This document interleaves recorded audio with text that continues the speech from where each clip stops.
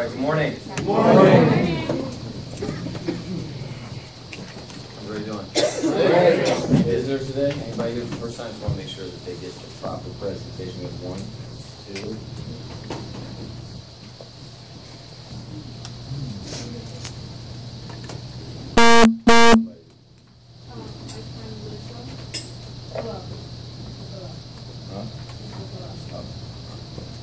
All right, so our 2 visitors can go back into the conference room or the orientation room. Alice, can you take them back? All right, let's give them a round of applause. All right.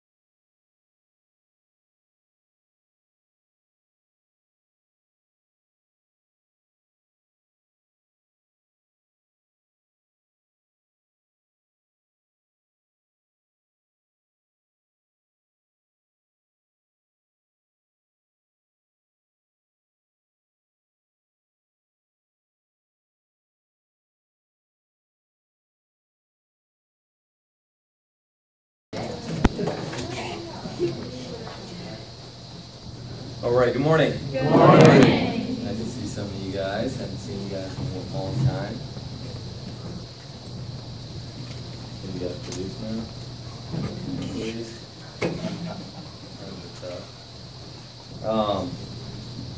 Everybody have a good holiday?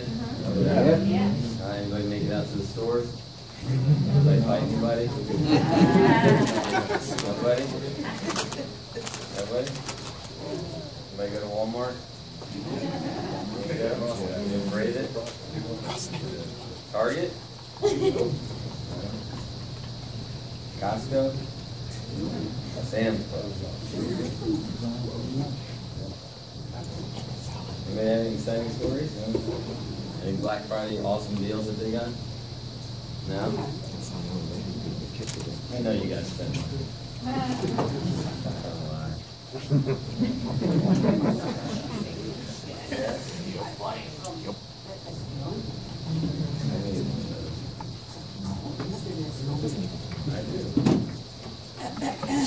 Well, I hope everybody had an unbelievable holiday and spent a lot of time with their family. Appreciated, whatever they're thankful for. There's a lot of things. I love Thanksgiving. I really do. I think it's just seeing everybody, and I'm not trying to get funny or sentimental, but my parents they're getting older, right? I was talking to Samir yesterday. My mom is 67, right? And so times every holiday, and yeah, obviously you guys know I have young kids. It's Samir was telling me yesterday. Sometimes kids get diagnosed with illnesses and sicknesses and things like that. So we just have to, part of being successful is having a gracious attitude, a thankful attitude, an appreciative attitude. Because I think it keeps you humble. Because sometimes in this business, and it's encouraged, we become confrontational. Okay? And sometimes you got to confront people. Okay? That's part of our business, but in the confrontation, part of it, and Samir knows this all too well, then you become kind of an angry person. Right? That's what that weird laugh is.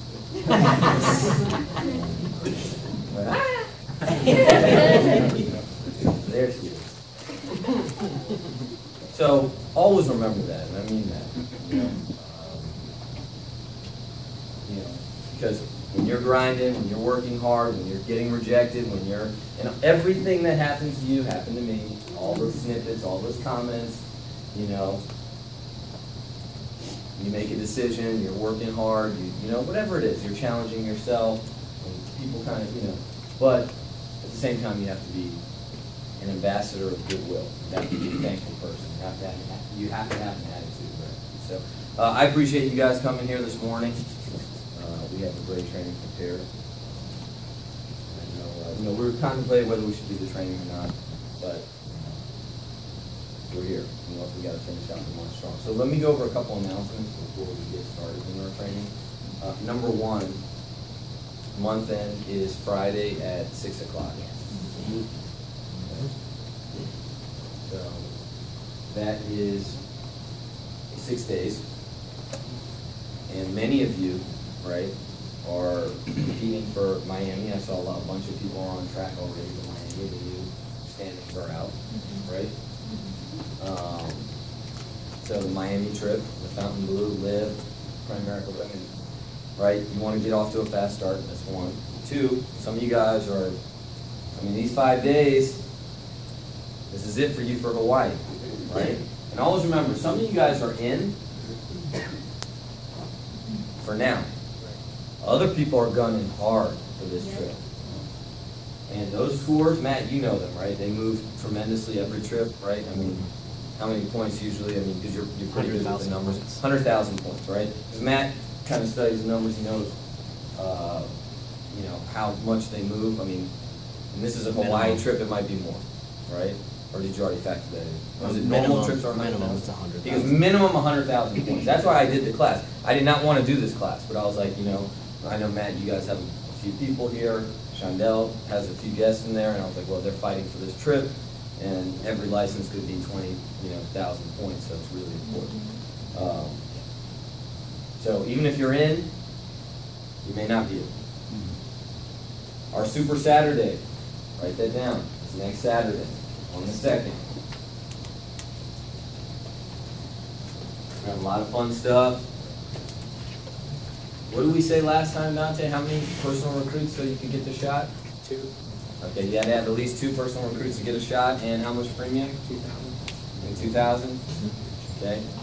Maybe we'll up the money next time for the basketball hoop. Or maybe we'll add a 3-point line so you can shoot farther back, and maybe some more. We're going to have a lot of fun next week, all right? Recognition, we're going to recognize our heroes, our top producers. We're going to get the month started right for December. And so for our qualifiers for our millionaire meeting, with Bruce Koch and Christian Dave, which I feel the last meeting was probably the best meeting that we've had. Out of the 4 or 5 meetings that we've done, the last meeting was the best meeting. We've changed the format to a qualifier. And in order to get in, you have to do at least 5 base shop recruits. Okay? They can be all personal. And to be featured there, maybe speak, maybe be a feature table, I don't know how they're going to do it, you have to be a double-digit recruiter. So Christian David, Bruce Koch, in the middle of December, will be there, teaching, training, a small, intimate group.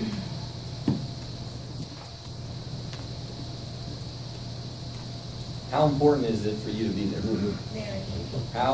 What do you think you're going to learn? Right? Just think about it for a second.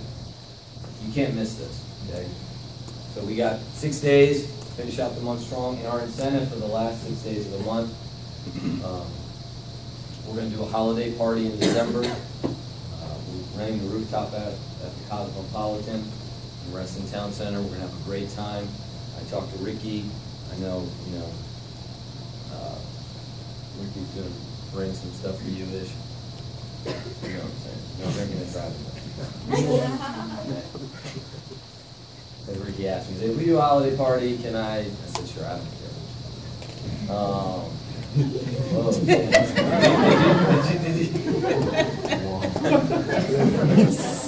Cut her off. Cut her off. We know what she does. Anybody want to see a party? Then we'll be there. And it only takes one for her. Open the bottle. She's doing it.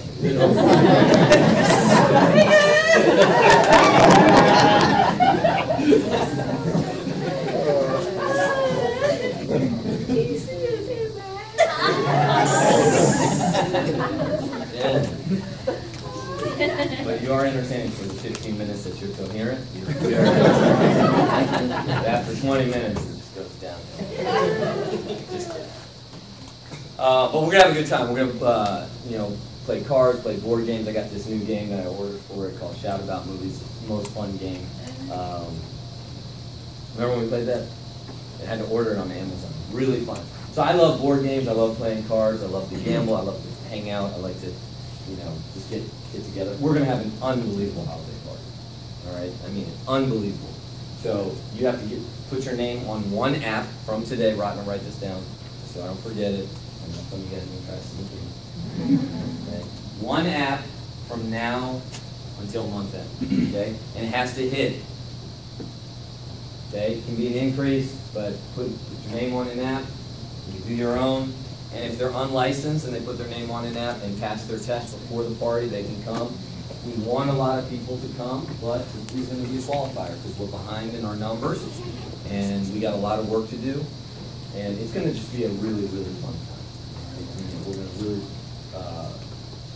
put our heads together and make it a good time. Maybe we'll do a casino night or something. I don't know. I'm thinking a lot of different things, but I know we'll do board games and it's fun. And people that like to hang out and party, that's your thing. As well. So it's going to be a good time. All right, really good time. And maybe I'll even try to invite some of the local leaders, see when they're coming. I'll coordinate with Bruce, see if he can come, but I'm not sure. Even if he's not, we're going to still have a great time. All right. So let's see who has guests back there in licensing class.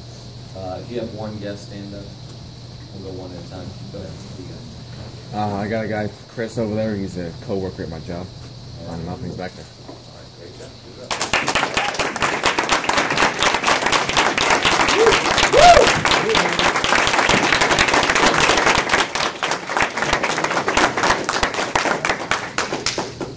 Think about it. It's a holiday weekend. You got somebody in licensing class. Is that a big deal? Yeah, right? it is. Oh, yeah. Oh, I got one person license, but others drive a little. Okay. Talk to her and prospect her. Awesome job. Give it up for Mike.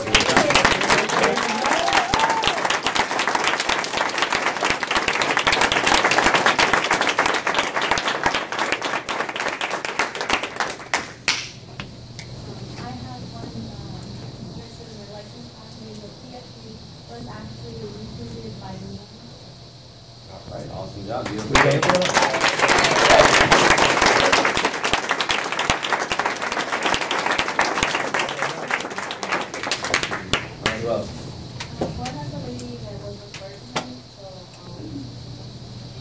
All right, awesome job. Great job.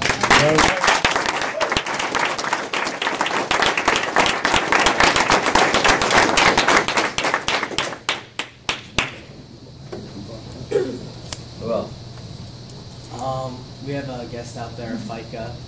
We prospected somebody at Dulles Mall, and she referred us to her sister, so she came in yesterday for an interview. Couldn't do the IBA yet, but paid $10 for the licensing class. Awesome. Great job. Give it up.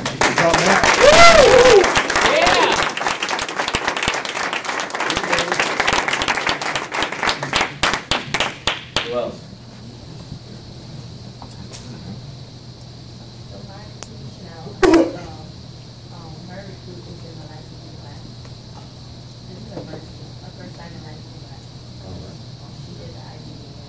Tell everybody your name. Oh, my name is Lakeisha, sorry, and her name is Anissa. Awesome. Great job.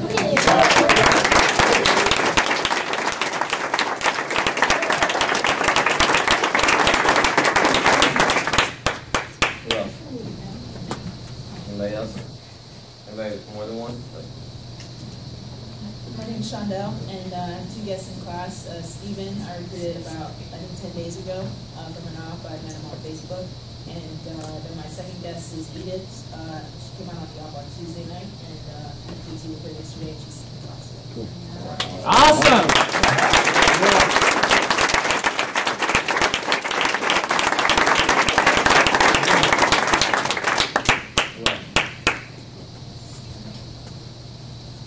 Hey guys, Jen Lee. I got Charles and his son in there, and his son is submitting his IPA on Tuesday. Yeah.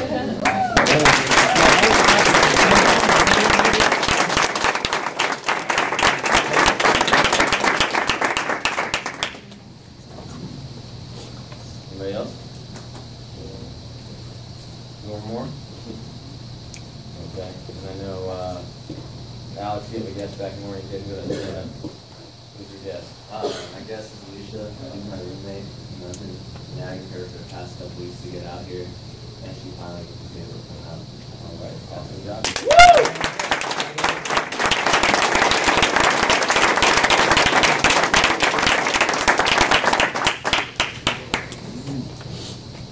Who else? All right, great job. All right, so Super Saturday, Qualifier Millionaires meeting, month end, and our holiday party for those of you announcing. So, last week, or I think it was Friday or maybe Saturday when I spoke, and I did training, we talked about doubling our attendance.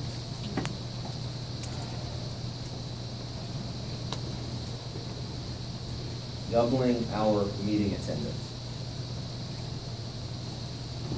I built my business on people showing up to training. That's how I built my business. I try to corral people, babysit people, nag people, kidnap people, bribe people to come to trainings. And Primerica trainings are like the flu. Repeated exposure, you'll catch it. Right? Always remember, this business is not taught, it's caught.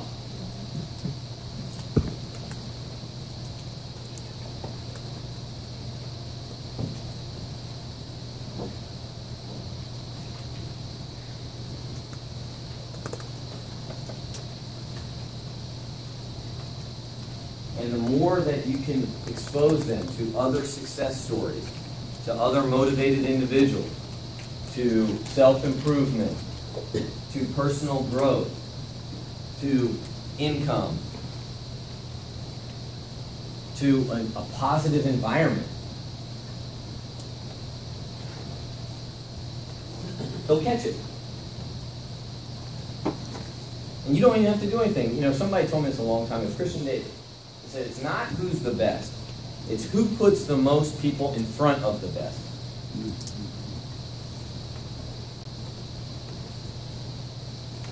You'll hear on a lot of audios, there are no PFS secrets. There's no Primerica secrets. Meeting attendance is a PFS secret. It's what people never understand about our business. Butts in chairs, a head count, top turnout. Now, and if you do what you need to do, right, which is set appointments, get all your licenses, become a good trainer, prospect every day, as long as you pack your meeting out, off you go to financial independence.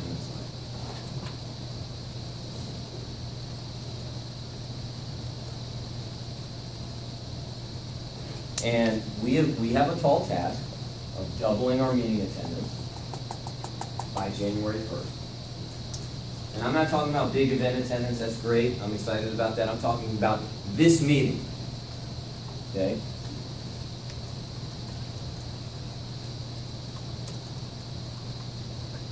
So we have a few weeks. Some of you guys got to go from 2 to 4. Some got to go 5 to 10. Some have to go 15 to 30.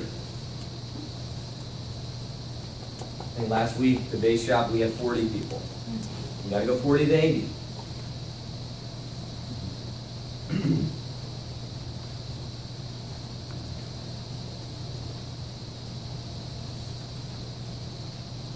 Look, if we don't recruit, we don't get recruiting going, prospecting going, getting people off to a fast start, man, it's just gonna be a repeat year next year for many of us, okay? Some of us will grow though. Some of us are committed, they're focused, they're determined, they're gonna recruit. They're bought off, they made a decision, now it's time to work. Okay, so I'm gonna bring up some people, and that's what we're gonna talk about today, recruiting. All right, we're gonna talk about different ways to prospect. You know, there's so many different ways. But you gotta find stuff that'll work for you, and stuff that you'll do. You have to carve some time out of your schedule to prospect. Could be your warm market, could be networking groups. Some people are going to talk today about Facebook prospecting. Right? Who's on Facebook? Who's on Instagram? Raise them up if you're on Instagram.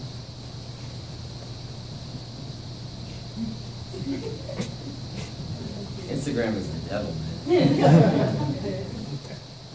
Based on who you follow, which is only Samir, Josh, Kelvin. All I have pictures of half-naked girls that come on. I had to delete it right away. I was like, what is this? The devil literally trying to talk to me? Like, based on who you follow. What the? I had to open my phone. Wait, I didn't like that. I know. Yo, what is this, man? Deepest thoughts in the world. I was like, delete it. Does it happen? Nobody? Nobody? Based on Josh Perez's profile. What? Based on photos of Josh Perez as what?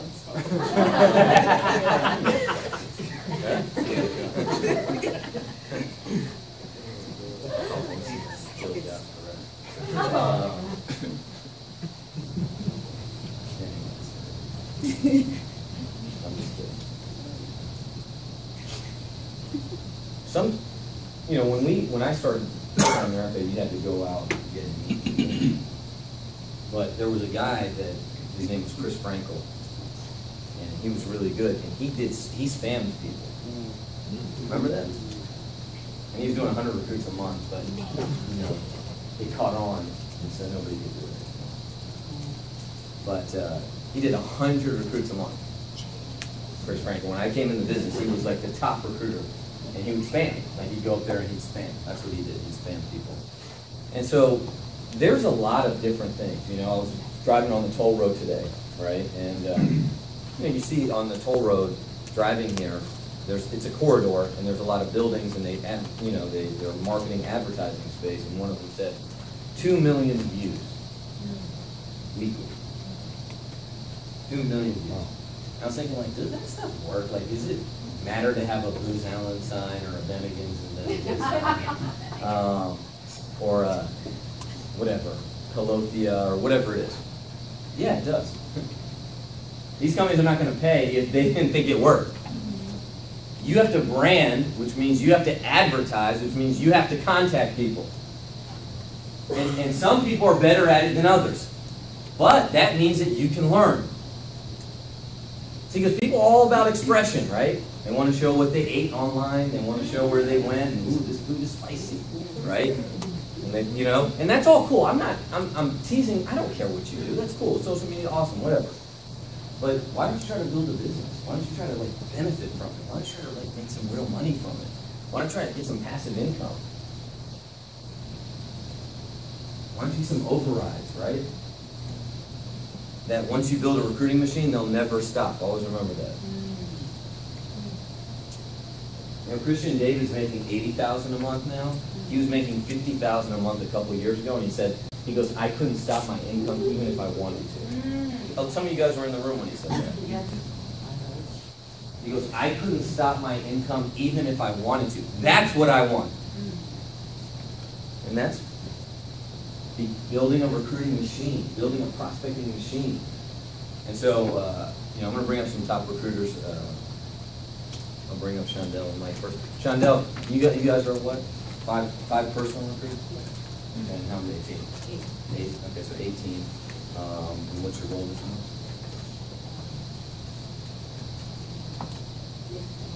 10 what? You have 6 days, and you're at 8. I'll talk, come see me after. Wait, Ruin the whole thing. Huh? She's at 8 recruits right now. She has momentum because she has 5 directs. Okay? The best time to recruit somebody is right after you recruit somebody because you're confident. Always remember that. The best time to make a sale is right after you make a sale. If you have 5 directs, that means every shot you're putting up is going in. Right? 5, if you did 5 personal recruits for 2 years, you could have a $100,000 base shop. So I said 5. I said, what's your base at? She is 8. And she rolled her eyes at Josh. It's okay. He's a big boy and he's studying. He's studying. Don't worry about it. He's studying. He's taking practice with it. Right, Peter? You're taking this too? You're not? Yeah, say it. Who else laughed? Get somebody who wants. And then I said, what's your goal? She goes, get to 10. What'd she say? Try to get to 10? What'd she say? Just snitch on her. Go ahead. Sorry. Get to 10. Get to 10. Come on. Get to 20. Get to 20. Get to 15. Do something big, man. Right? Over-recruit. Right? You have 5 recruits. 5 directs. It's like every time I look at the group, man, you guys get another direct. So I know you've been doing some great stuff in prospecting. Some of these guys have been some awesome stuff. Stuff that's really helped a lot of other people too. Because we're looking for you to make a move, especially in 2018. That starts right now. What do you have to do to double your attendance? 25. Leadership. All right, let's give it up for Shondell and Mike Dovey.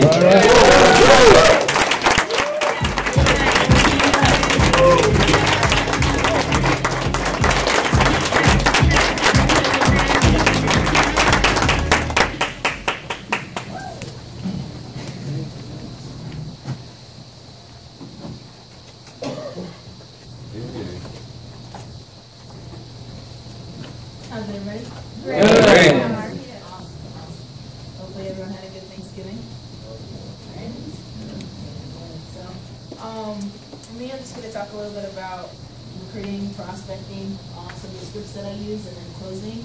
I'm going to kind of emphasize a little bit more on the Facebook side of things, but I have a lot of different scripts on what I'm doing currently to prospect to get people into the office. So I'm just going to go through a couple of those things with you guys. So, Check button, check button.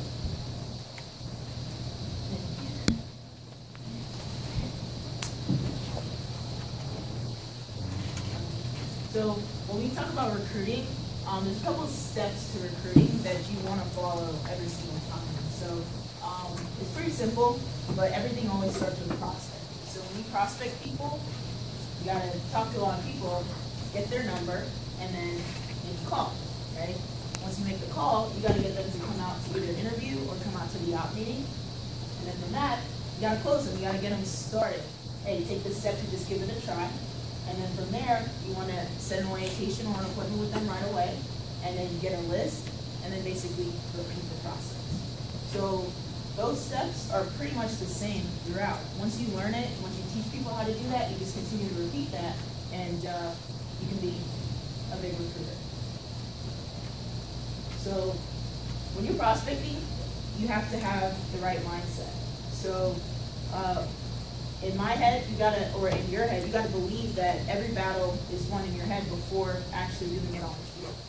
You have to have a desire to win, and you gotta make a decision to be a player and not a cheerleader, and then embrace that we actually get the opportunity to recruit.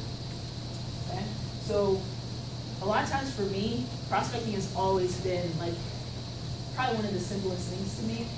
When I came into the business, Samir said you got to prospect, you got to get people out to the office, and that's all I did for the longest time. And I did it kind of the tough way to start. I just was out all the time at the mall, at stores, for hours, just prospecting.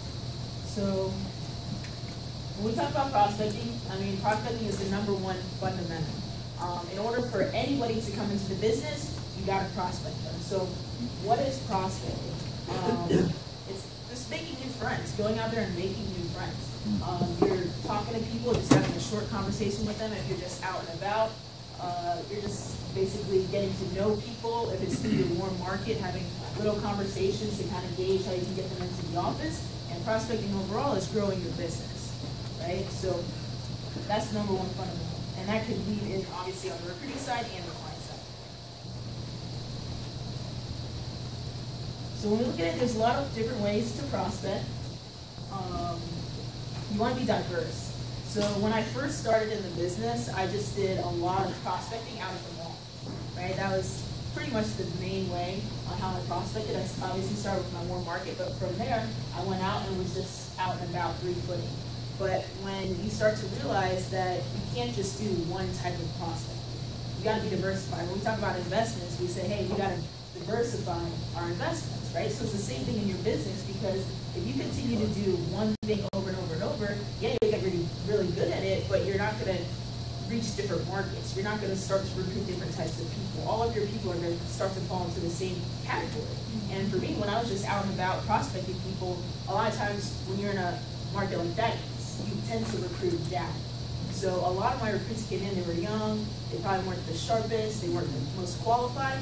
So I had to start diversifying where I was prospecting in order to get different types of people into the business. So you can prospect through your warm market, your new recruits warm market. Those are the best places where you want to prospect. Obviously out and about. Social media is huge now. And then just steam calls. Calling people. So these are a couple of the scripts that I use for your warm market. So I know we have a lot of veterans here in the office. You can always go back to your warm market. Always. It doesn't matter how long you've been in the business, you can always go back to your warm market. I know I've started doing that a lot recently, just connecting with people on social media and just having conversations with them briefly. So these are a couple of things that I say if I was talking to somebody. So let's say, Ian, let's say I knew you from school, right? And I was just having a general conversation with you, maybe on Facebook or just texting. I got your number, and then I just asked, hey, are you doing anything on Thursday night at 7:30?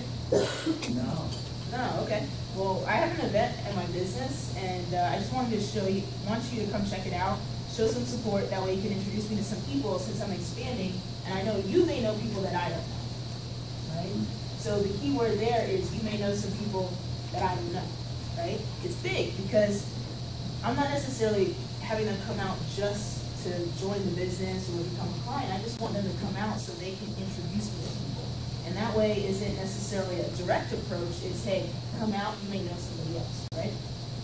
And another thing you can say is if you want to have them come out to your office, just meet with you personally, like on an interview or maybe for lunch or something. Hey, Ian, I was just wondering if you had about 30 minutes. I'd love for you to come by my office so I can show you a little bit more about the business, my business in the area. We're expanding, and maybe you can help me out since I know that you know people that I don't know. Right? So those are just two variations if you want them to come to the op or if you want them to come to your office. Right? So then the next type of prospecting is through your recruits warm market.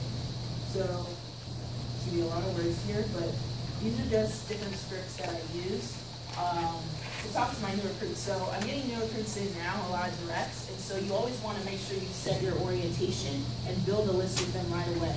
I know one of my recruits that I got earlier in the month, I posted about it yesterday, they quit, but I built a list, and then that person quit, and I built a list, and then I invited someone to the op, they can get started, but I still got a list from them. So you always want to make sure and keep in your mind that, hey, a recruit's not a recruit until you get a recruit. So you always want to be getting new people from them. You don't know how long they're going to stick around, and that's kind of your insurance. So if you have a new teammate and they're calling their warm market, these are some things that they can say to them to get them out to a meeting. Let's say, for example, Mike, right? If Mike was calling a warm market friend, you want to read this? Are you going to be doing anything this Saturday at 9:30? No, I'm not. Well, great. I actually just started working with a new company part-time, and they're actually looking for sharp people. It might not be for you, but I want you to see what I'm doing, that way you can help me out. The overview will only be an hour, and it's being held at my office. Again, it's going to be a huge help. Can I count on you being there? Yeah, definitely. Great. Well, I'll pick you up at 9 o'clock. Please dress sharp. Thanks. So something very simple, that's what you can teach your new recruits to say. We have a script that Shaq created, and it's called Developing Your Market. If you guys don't have that, talk to your upline and your trainer, and you should have a copy of that. When you're doing your orientation, make sure your people know how to invite people to the meeting. Then the next thing is an interview. Let's say they have some friends, but they can't make it out to Thursday, Thursday or Saturday. This is what you could say to get them to come out to an interview. So, just want to do this. I'll just start working with a new company part-time, and they're looking for sharp people. It might not be for you, but I want you to see what I'm doing. That way you can help me out. If the money or the opportunity were right, would you keep the options open? Yeah, of course I would. Yeah. So great, right? And then basically at that point, I'm there when I'm making calls with my new recruit, they can pass the phone to me, and then I can continue the Steve script, right? So for you guys, if you don't know the Steve scripts, talk to your upline. But it's basically a script where you just go through, you kind of qualify them, figure out their interests, and then set them up to come out with an interview, right? So if you're not with your recruit, they can just say, hey, I'll pass your information to my trainer or my manager, and expect a call from them at this certain time. So you always want to prepare your recruits, teach them how to invite so they can get people out. So let's say, for example, now, the new recruit isn't making the call to invite people, I'm actually calling for them. This is what I would say, basically. So, let's say I'm calling Peter, right? And Peter's on Tia's list. So I say, hi, can I please speak to Peter? Yeah, you see? Hi, Peter. My name is Shondell Doty. How are you doing today? Good, how are you? I'm doing well, doing well. I actually was just giving you a call because we have a mutual friend with Tia. Do you know Tia? Yeah. Okay, awesome. How are you doing? Oh, okay. She didn't tell me that. But with that being the case, she actually just started working with my financial company part-time, and we're just expanding. And she actually said that you're very sharp, hardworking, ambitious, money motivated. And I was just wondering if you had a couple moments to talk about an opportunity. Yeah, so. Perfect. Right? And so it's very simple. And what's the psychology behind this conversation is, number one, I don't know Peter at all. Right? So in order to get him to kind of open up, warm up to me, I'm going to compliment the crap out of him. Right? Hey, you're ambitious, you're hardworking. And once you say that, then they're more open to have the conversation. Right?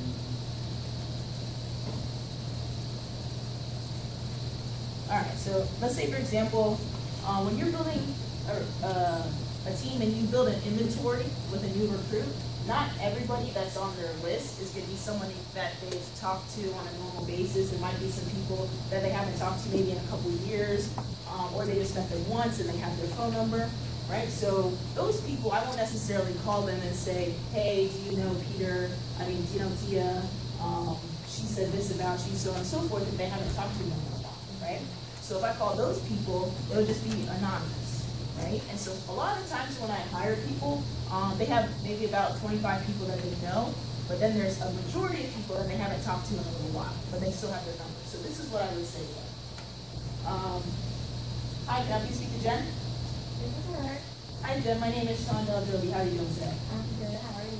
I'm doing great, doing great. I actually was just giving you a call because some of your contact information was passed to me as someone that may have a lot of the qualities that I'm looking for. Is now a good time for us to talk about a possible opportunity? Sure. Perfect, right? So when I call that new recruits list, I don't have to mention their name, but I can still get into the conversation, right? So now we'll get into prospecting. So that was just working through your warm market and then your new recruits warm market. But now there's a different way to prospect where you're out and about and you're just meeting people here and there. So let's say I'm at the store and I'm just shopping for groceries or something like that, and I talk to the cashier.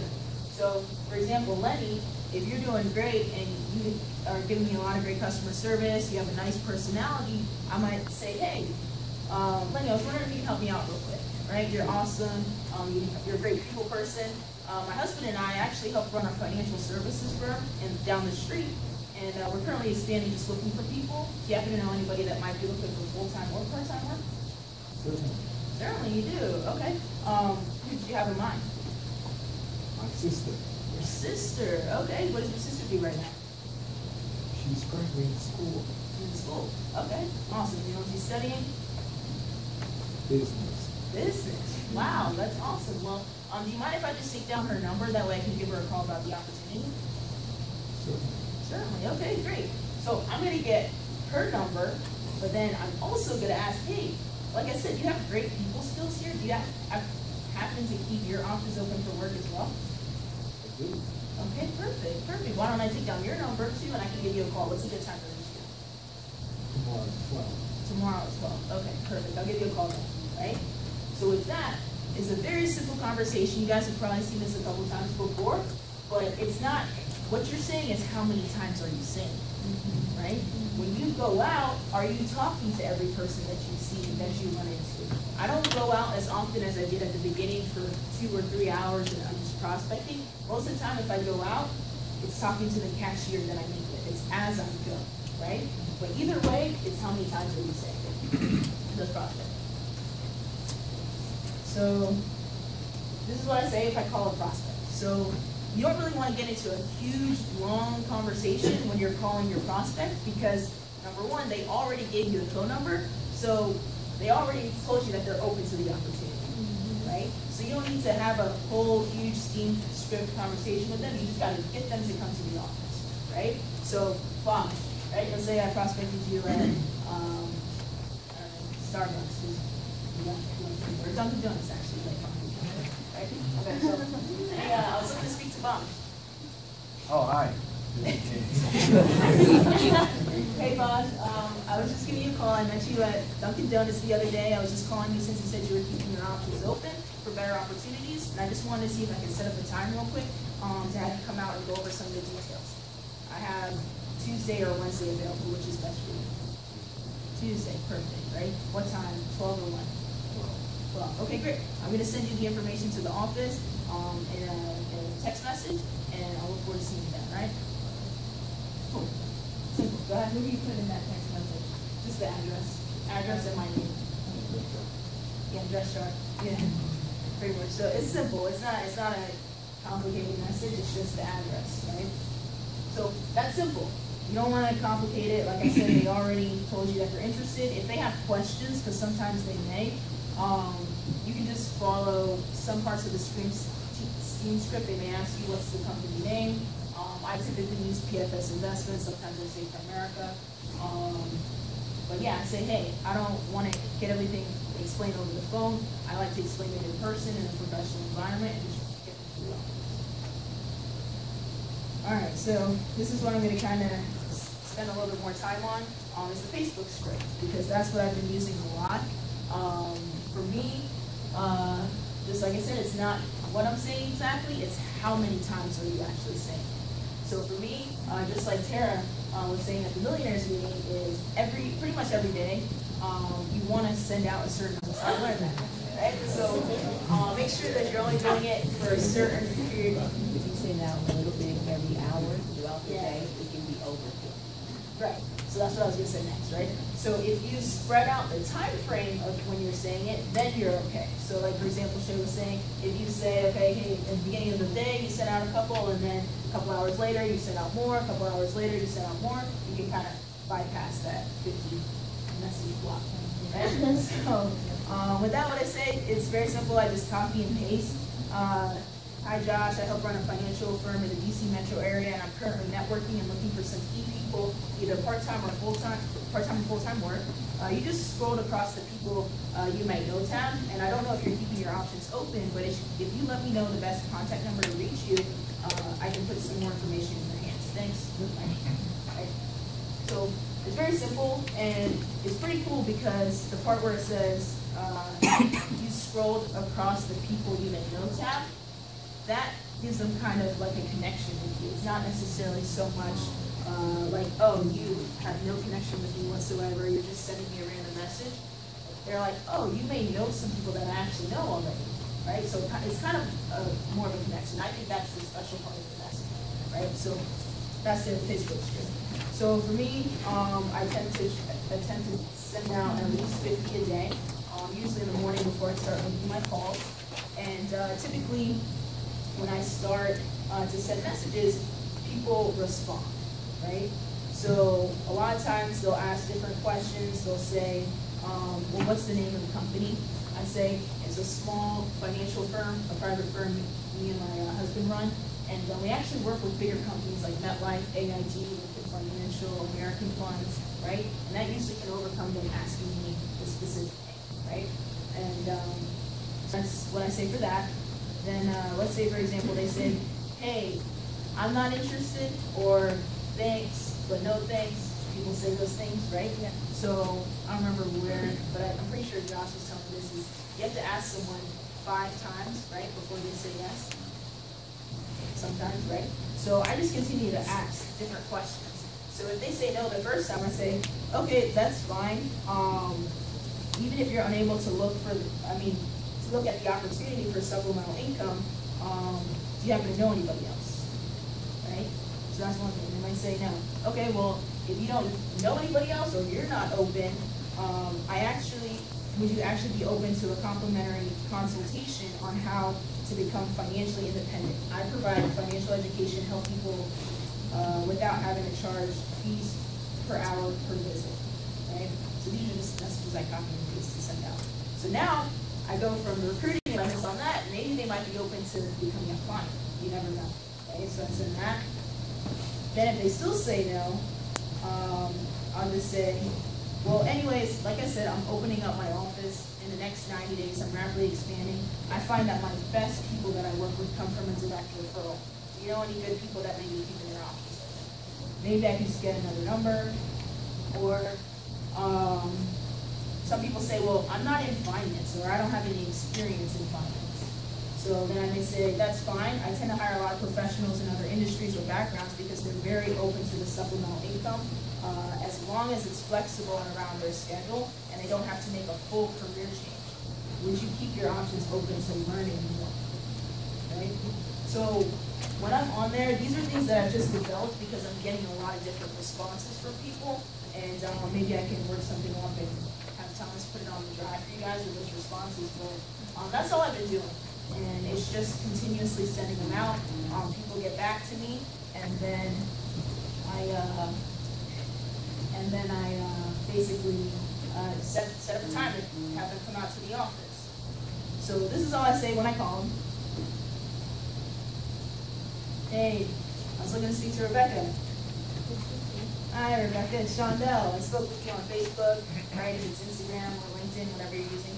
I was just calling you since you said you were keeping your options open for work, and my company is expanding. I just want to see if we can set up a time in my office to go over all the details to see if it's a mutual fit.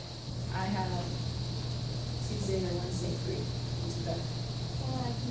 Tuesday. Okay, great. And then you set up the time. So once again, it's short, sweet. Usually you've already answered some questions already, but that's all I say to get them out. So I'm just going to pause and ask, does anyone have questions about this? Because that's where I got 3 of my directs from this one. Do you friend them? No, I don't. Did everyone hear a question? No. Yeah. Do I friend them?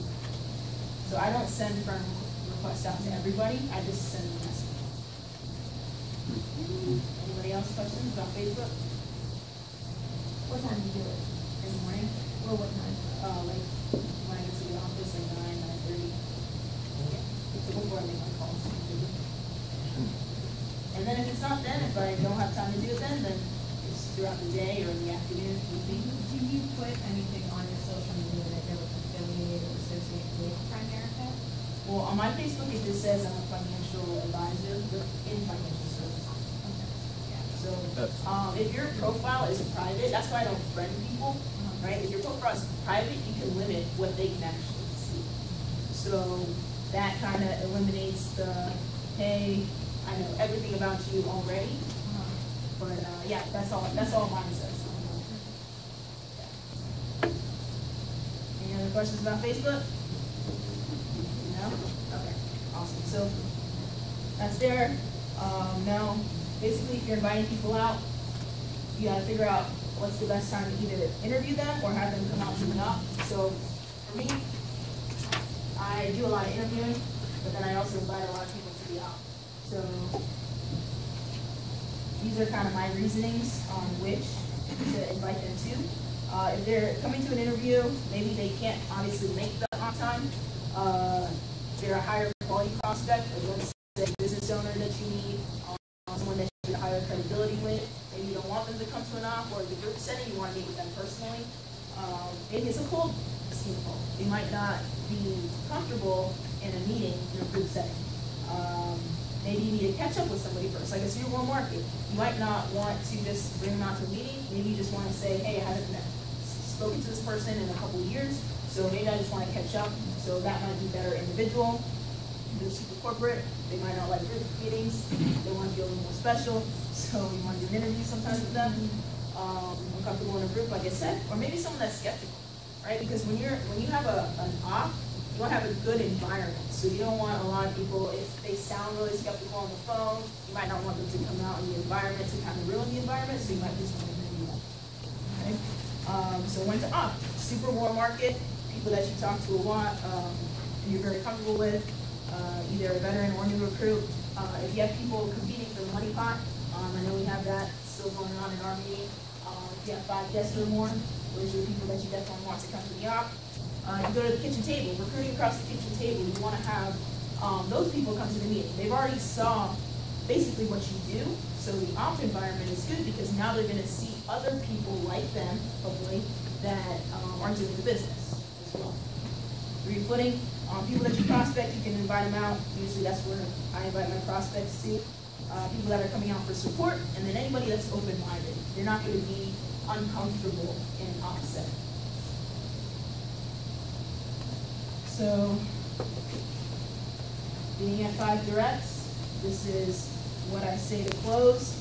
It's not anything crazy. Samir said this from I think it was a networking book that he read maybe about a year or so ago, and I've just used it ever since, and it works. It works. So I'm not going to change something that doesn't work. So let's say, for example, Gustavo, right? It's either the end of the interview or the after the op, right? So based on what you saw here today, what did you like more, helping people or making money, or both? Both. Both. Okay, great. On a scale of 1 to 10, 10 being the highest, how would you rate your desire? Just give it a try part-time. Say an 8. An 8? Yeah. Okay, perfect. So pretty excited. And now I know you're working a little bit here and there, right? And if you were to work around your schedule, how much money would you need to make every single month in order for it to be worth your time?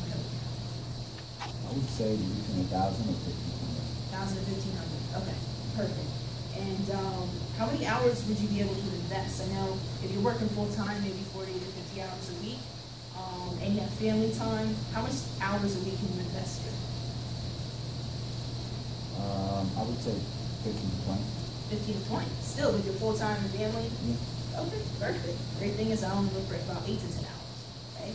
So if I can show you a way to make that extra $1,000 to $1,500 a month, and you're only working, if you're putting in the 15 to 20, it's great. But even if it's just the 8 to 10, and you can make that money within the next month or so, would there be any reason that you wouldn't at least give it a try? I don't see why not.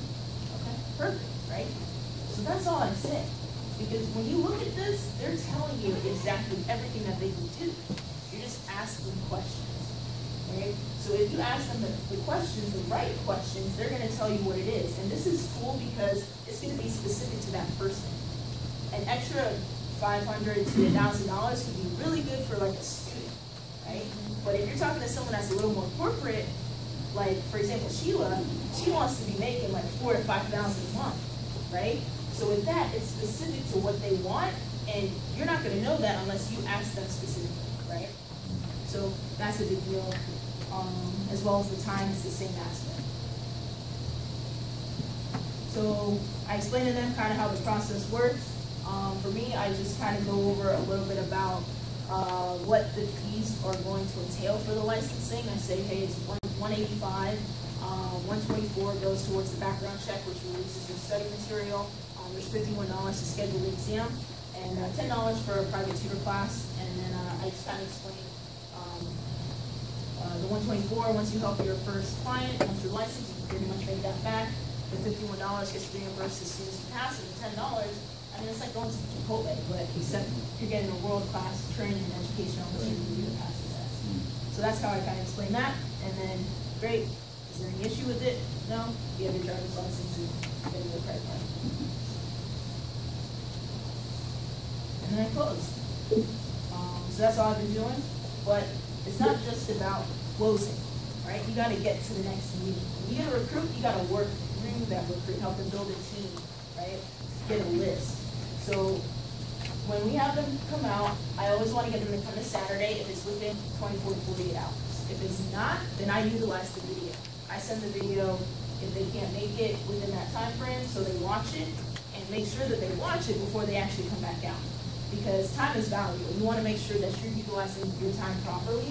So when people come out, if they don't watch the video, they're watching the video there in the office before we even get started with going to do anything else, right?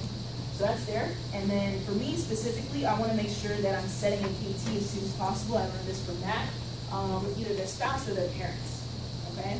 And the way that I kind of reason that is that when I hire you, it's an investment of my time. I don't get paid to hire you at all. So I need to make sure that anybody that's supporting you, whether it's your parents or your spouse, is that you guys are on the same page, they're supported. Because if they're not, that's a waste of my time, right? So with that, this is what I kind of say. And this is the spouse or the partner. It's at the time to meet.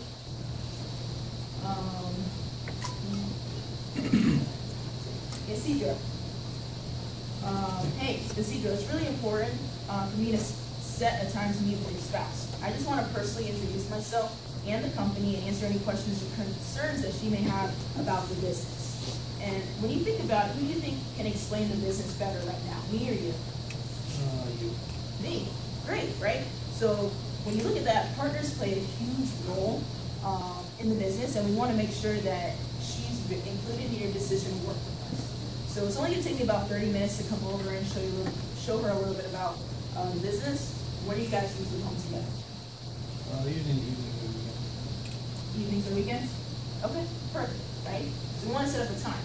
And usually what I do is, if that's the case, is I set the time right then and there. If they say, hey, I need to check with their schedule or so on and so forth, have them call them right then and there, right, to set it up. And now, if we're just calling someone's parents, this is what I say.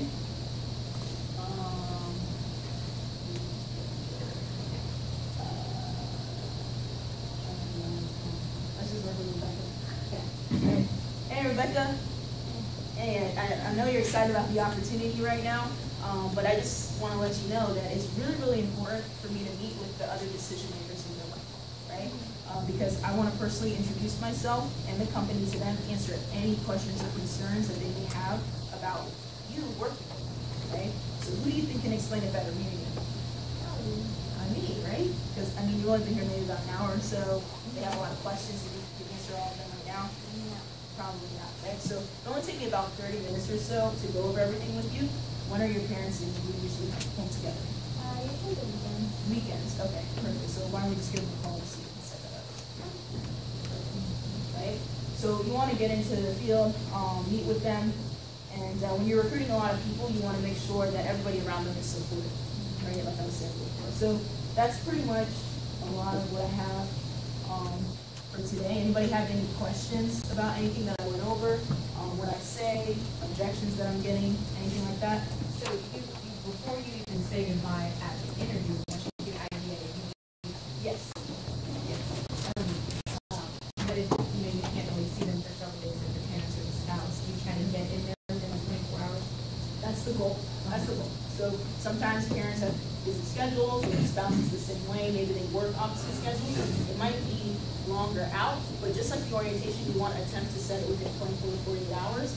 But if you can't, by all means, you want to stay in touch with them until you can. Do you do anything to kind of put armor on them before they actually leave, so that they Google us up and they find out that we're the family team? And they do you do anything ahead of time to kind of? Yeah, I do. I actually send out an email. Anybody that I meet with, if they come to the op or I interview them, I send out an email right away. So after I meet with them, we set everything up. If they join or don't join, I say, hey, I'm actually going to send you an email with a couple links about the background on the company. I know you might need to do some research. if you're maybe not familiar with the company. And then there's also some videos about some people that are successful with the company as well. So I send everybody an email with that, just so they have it. Have you found that kind of, that helps them kind of come back the next time and everything? I mean, I think it definitely helps. Sometimes people don't get a chance to read it before they even come back, so you never know. But I just kind of, just from previous experience, I just want to send it. And then if someone does call me with questions or concerns about that, then I'm like, hey, I actually sent you an email. Did you happen to check on any of those links? That way they already have it. I'm like, okay, you told me you're doing research. What did you actually look at? Right. You know what I'm saying? So that's it. Perfect. Yeah, awesome. Anybody else? Yeah, third executive here for closing idea. Okay, go ahead. Okay, so you said the last thing you said everything like that. It's like, this is great. If I can make money here at the time, it's great. I want to do that, but you know, I'm not one to make sad decisions. Just let me think about it for about 2 minutes. Okay. All right. So think about it for about a week. Yeah, you know, usually takes me a little bit of time. Okay. I mean, that's fine. I know a lot of people don't want to make decisions right away. But, I mean, earlier you told me that you didn't really like your boss, you don't really like the hours that you're working. And if you could find an opportunity that can help you, I talk about the cash flow quadrant usually in my interview, and they see it in the hub. You want to get to that other side of the quadrant, right? Do you have any other solution to get there right now? No. No, okay. And if you were just starting part-time, is there any real risk to moving forward? I guess not. Not really. Okay, right? So, I mean, yeah, definitely, if you want to take some time to think about it, that's fine. If you don't want to make a decision today, I'm still going to send you an email, but I want you to come back, get the second half of the information before you make a decision, because would you rather make a decision on half of the information or all of it? All of them. All of it, right? So why not come back to the orientation? If you don't want to make this decision now, then you'll at least have all of it, and then you can go from there. Sound fair? So, I mean, you don't always have to get the IBA right then and there. That's not the most important thing. You want them to come back. You want them to come back, or do you want to set that case? Either one. Okay. I gotta do both. So if so his question was, you said they continue and do the orientation? Yeah, I want to set both. So orientation, if they're younger, I set that first, or set the KT, and then with the spouse, I usually want to meet with them right away. Cool. Anything else? All right, thanks guys.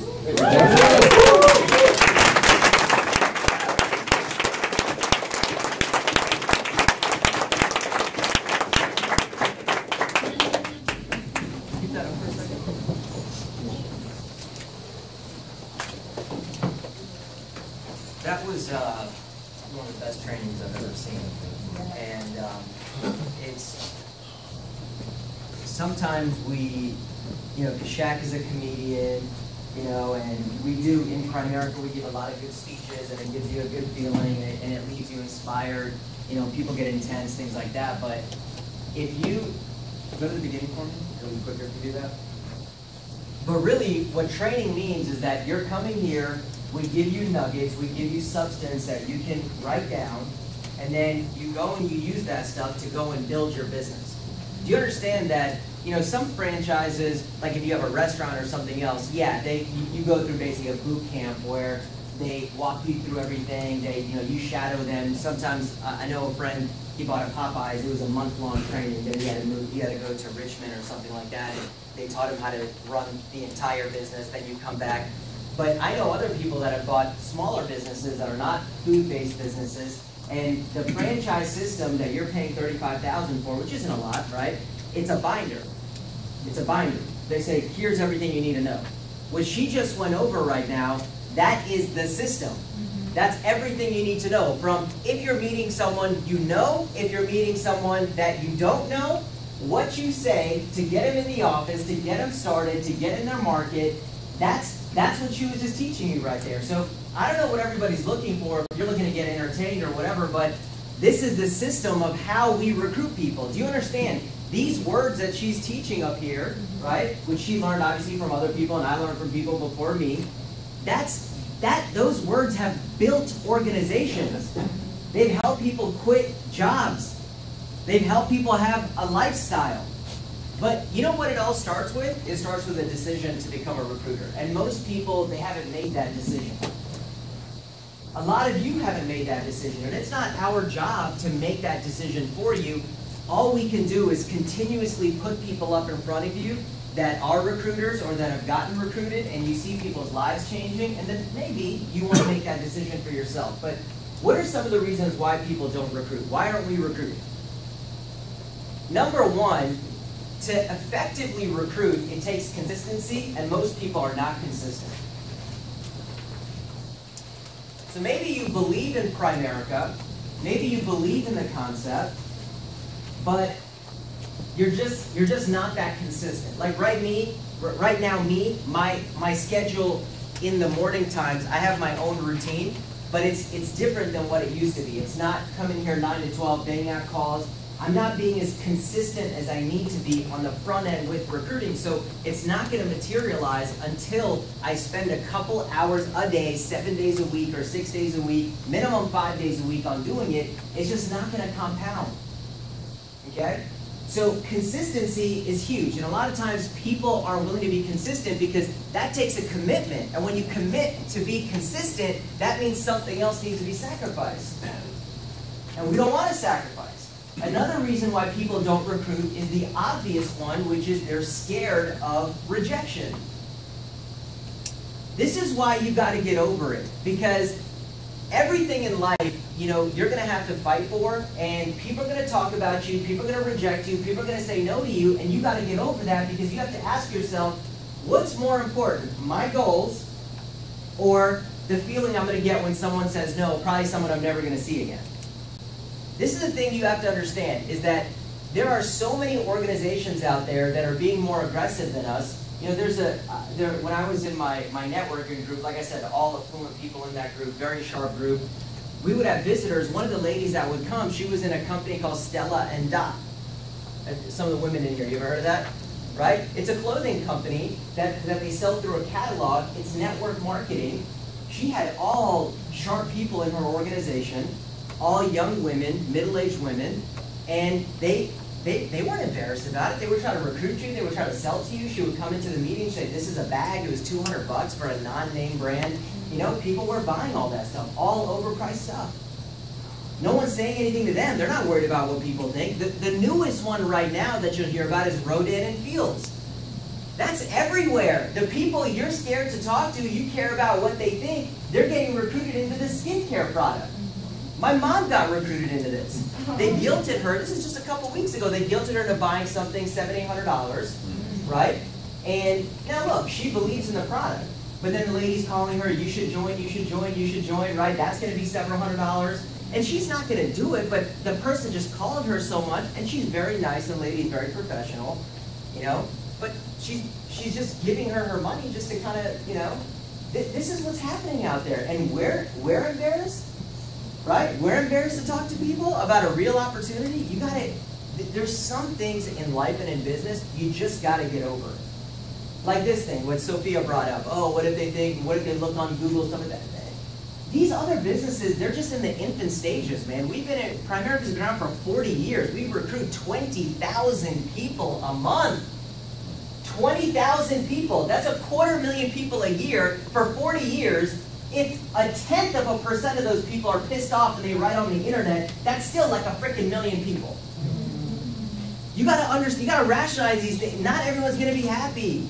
Not everyone's gonna like us. Not everyone's gonna support us. Not everyone's gonna support you. But you got to make that decision to be a consistent recruiter that doesn't care what people think, you know, and that you're going to go for everyone.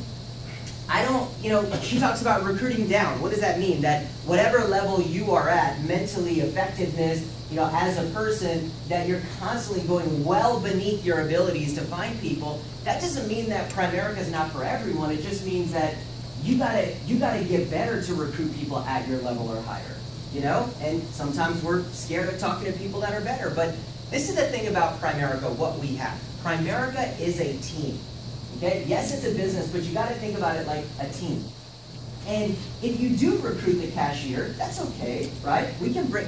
I've had people on my team prospect a cashier And she was working there because she was in between her government contracting job. She rolled over a $200,000 annuity with that guy. So I mean, you never know what's going to happen. The idea that we have here, and you have to really thoroughly understand this and even believe it, is that anybody can lead you to anybody else. You look at Shondell herself, who recruited you? Your dad, right?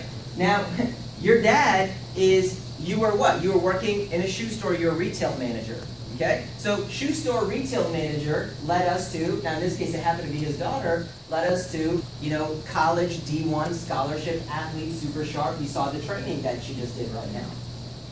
Young, motivated, very responsible, personal life intact, that's important. Personal life intact, committed, business, all from, right, her dad. If we didn't recruit him, you know, maybe we wouldn't have found her. That's the idea. So every team has what? We have different people within a team. We have, this is what Bill Whittle taught me. He said, you have subs, you have starters, and then you have stars. So what we do is we bring everybody in. A lot of people are subs. They're not ready to start. They're not ready to play in the game. But you know what? It's a feeder system. Just like baseball. They're going to be in the minor leagues for a little bit. They're going to play at their level before they come up to the pros. And then when they come up to the pros, eventually maybe they can become a star. You look at Yasiel Puig. I love that guy, man, on the Dodgers. He came right onto the Dodgers from the Dominican Republic. Then he got pushed down to the minors. Now he's back on it. Sometimes that happens. So we bring everybody in. It doesn't mean that they're going to be another Shaq Islam. It doesn't mean that they're going to be a Sheila, right? Maybe they're going to be someone who's going to hibernate for a couple of years, sit in meetings, learn and grow and develop, and then they're going to come up. That's our philosophy. So you gotta bring everybody into business. You gotta prospect. You gotta have your antennas up. And then what happens is, if they can learn through this system how to bring people, what to say, how to get people to meetings, they're going to lead you to other people. And sometimes the sub can lead you to a starter or a star, right? And that's going to help them in their growth and their development. So that right there, that was the Primerica franchise system on how to recruit, how to develop a team, how to bring people in.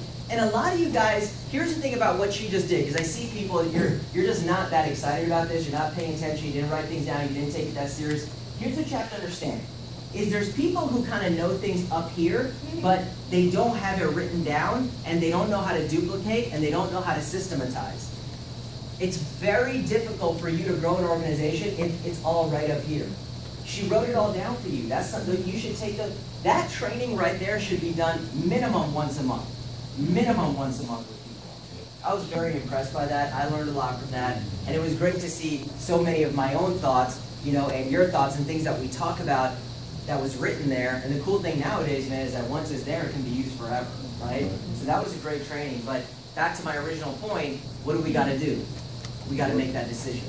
Everything starts with a decision. If you haven't made the decision, you're not going to use the words to go talk to the person. So, you ready? Shaq wanted Tara to come up for obvious reasons. 9 recruits last month, and just becoming an awesome networker. And she's recruiting. You can come up. She's recruiting, you know, 24/7. Her mindset is all about recruiting. And what I like about her is she's not. We didn't convert her into a recruiter. She's been a recruiter since day one.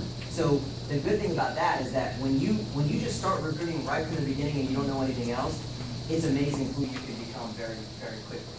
You know what I mean? And so you're doing a great job. Give it up for Tara.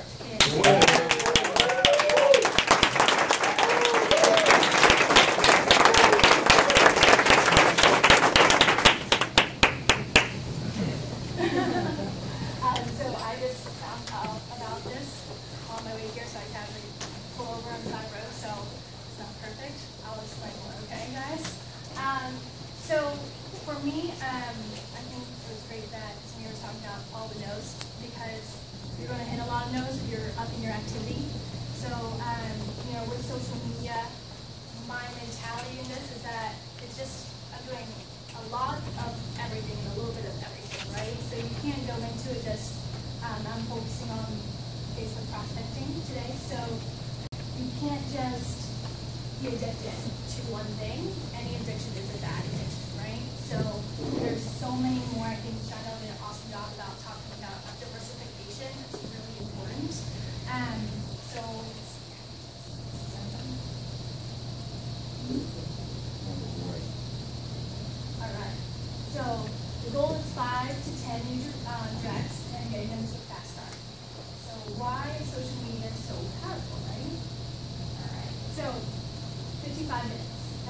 average amount of time, the company said that users spend each day on Facebook. And if you go down, the average person sleeps for about 8.8 hours of that time. So that means that 1/6 of somebody's awake time is spent on Facebook. So it's really not to kind of add this into your arsenal, right? Kind of money, cost benefit of different advertising. So you kind of look down, and at the very bottom here, you can see, web content marketing campaign startup, but then to cost for Facebook direct messages, zero, right? So that's really fantastic.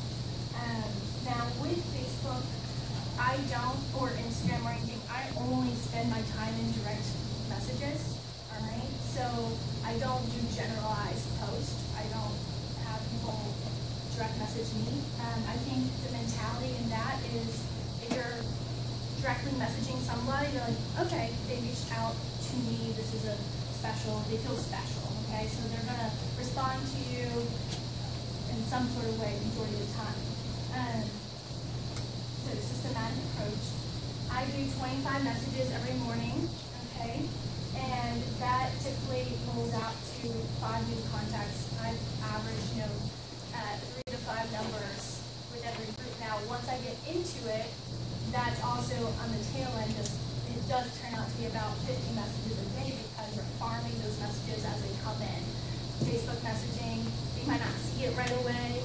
So one thing that you have to keep in mind is the consistency, right? So not just doing it for a week or a couple of days or 2 weeks, continuously doing it. I started this right after our fast start school, okay? And it's now just starting to get rolling, and I assure you that, getting a lot of those, but that's okay, because guess what? The guesses are coming, and regardless, you always have to look at it the glass half full, because I'm getting the skill set up, getting better, making those adjustments, so next time, I'm able to bring it in more people with that consistency, all right? So, I do average about 5 sit-downs a week from any number that I get from Facebook, right? So here's a message. What I do is I don't do what I started is in your Facebook messages, if you download the app, I literally started from A, and I just am working my way down. I don't care if they're not in the area anymore.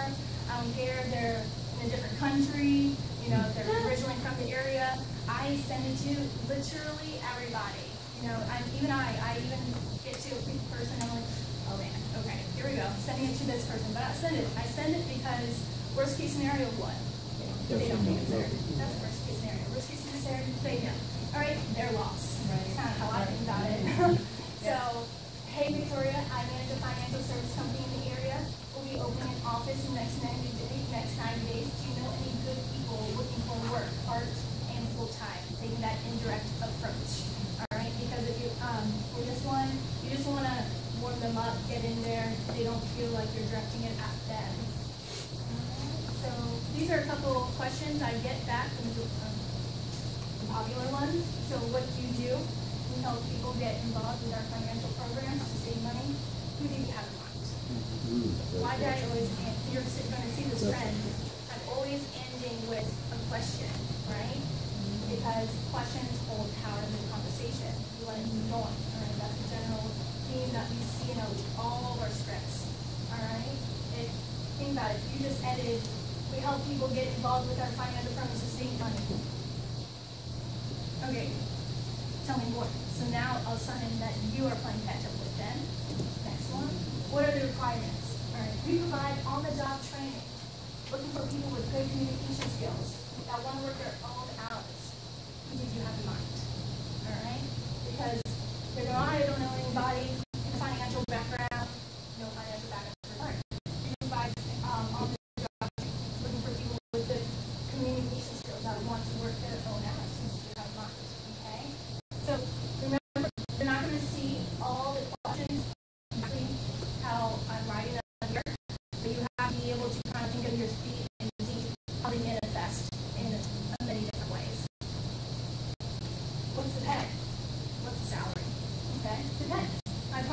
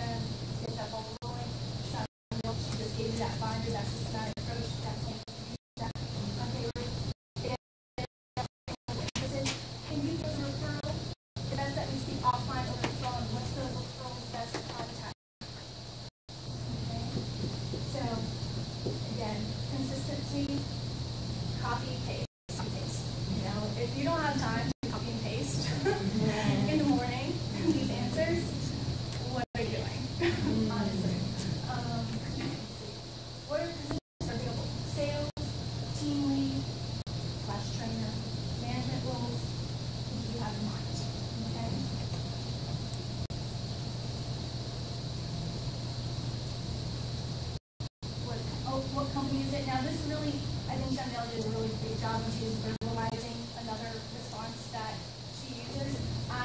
You have to be able to think on your feet, look at this person, and decide, do I give them are they going to be someone that's going to look at this way? Are they going to be doing the right research? What company is it? Primerica. Seems like you're interested, very serious.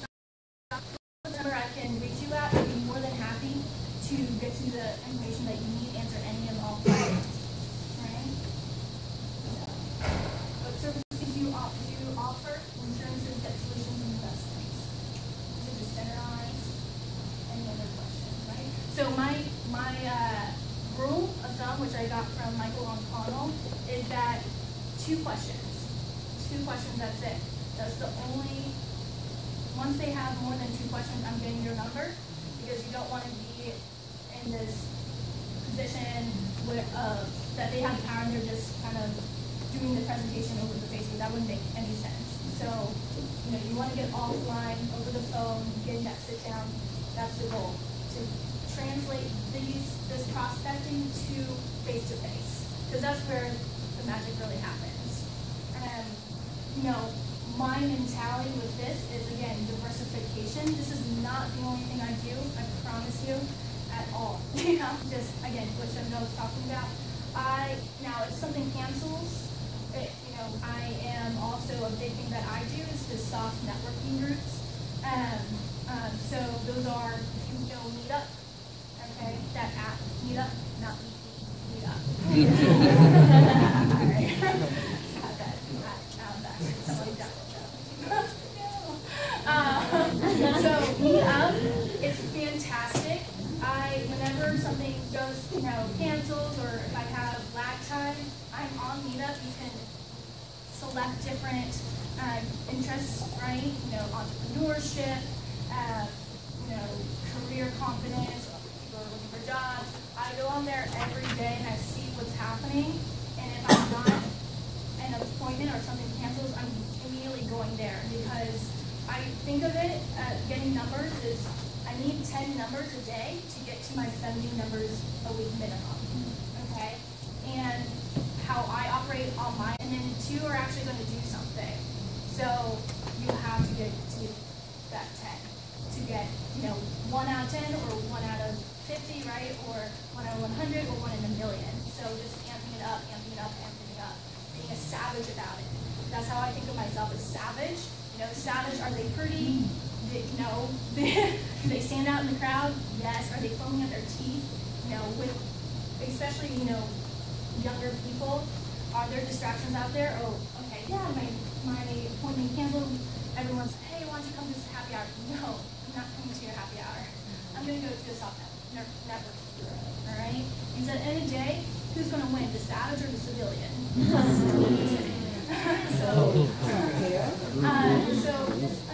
Really, it's not, no one said this is going to be easy, but is it going to be worth it? Absolutely. Absolutely worth it. So I definitely encourage everybody to be savages and be okay with getting no's all the time. All the time. Because it's just only going to get you a callus. There's this dance in Peru called Marinetta. I used to do it when I was younger. And literally your feet are bare, you don't have any shoes on, and it's all about kind of hitting the floor, making rhythm with your feet, okay? And I started when I was really young, and your toes would bleed, and you're like, it's okay. You're going to build up callus. You're going to build up callus, and then all of a sudden, who knows, your feet are just going to, you're going to just bounce off. And now I'm just like, next, let's go. Because someone's coming, and they're going to explode my business, and that's okay. So, just be savages, guys. Any questions? Awesome.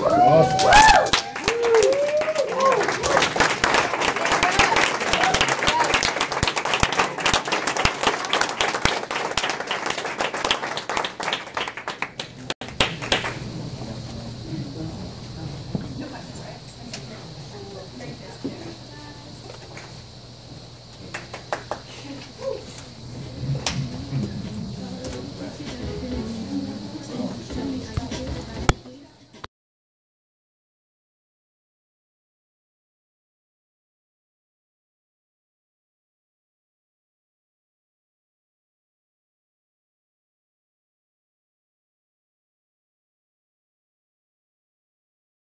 So when I came into Primerica, it's so funny. We didn't have, we had cell phones, but the cell phones, there was no such thing as text messaging, right? So we had cell phones, but we didn't have text messaging. We didn't have, you know, it was unheard of to have internet on your phone because it was so expensive. Phones came with it, but it was really, really expensive. So for us, it was a little bit different because you could prospect someone, and I mean, a lot of people have heard of Primerica, you know, but it wasn't, you couldn't just go on your phone and Google something, you couldn't look something up, good or bad, I mean, you just didn't have that kind of access. And even back then, we had dial-up internet, so it wasn't, internet wasn't really that fast, and you had it, but it just wasn't everywhere the way that it is right now, you know? High speed was something, companies had that, you know? And so the point I'm trying to make is that things, you know, as technology changes and times change, then your methods are going to change. And so social media, as I go around the company, there's a lot of people that are literally, they're building their teams and organizations and everything around this concept of prospecting through social media. Now, I have accounts, I have no idea how to use anything, you know, nor do I put myself out there to try to get more or whatever, but as I listen to her say this, I mean, can there be anything more, you know, less confrontational than sending someone a freaking message electronically? Like if you're not willing to do that, if you're not doing anything else for recruiting and you're not even willing to do that, I mean, you got to really look inside yourself and figure out, it's okay, if not Primerica, what direction are you going in? What are you trying to do? If you have another option, great, but if you're going to build a team, now you can actually reach more people without having to see them, having to talk to them, know them. I mean, it's unbelievable. So I thought that was really good what she's doing, and someone had to come in here and transform our team and bring new ideas, because Shaq and I, like we said, we came in at a very different time. We just know, go talk to people, call a resume, do this, do that. And yes, that stuff is never going to go away, but we're always looking for a way to run higher numbers. You know what I mean? We need to be in front of a lot of people. We need lots of activity. It seems like if everyone got on that page, then we could do that. Next, we're going to have Sophia come up. So what Shaq say? You were going to go over 5 of kind of like the most common recruiting overcoming objections. All right, you're going for Sophia.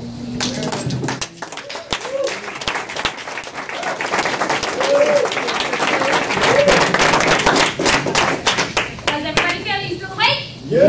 You're excited? Yeah. Does your feature news? That's excellent. Okay, cool. So I got a little bit of time here. We're going to go over basically, and depending on how much time we have, the top 5 most common recruiting. Finish by the time they're going to go for lunch, so I'll check what time. Okay. So, but I mean, we basically have a lot of. Does anybody know Jim Coker? Yeah. How much money does he make a year, folks? Too much. Working or not working? Not working. $2 million a year, right? So some of us, we went to go visit him. When was it? I don't know. Maybe like a few months. Was it last year? Yeah. But we went to go visit. No, earlier this year, like March or something along those lines.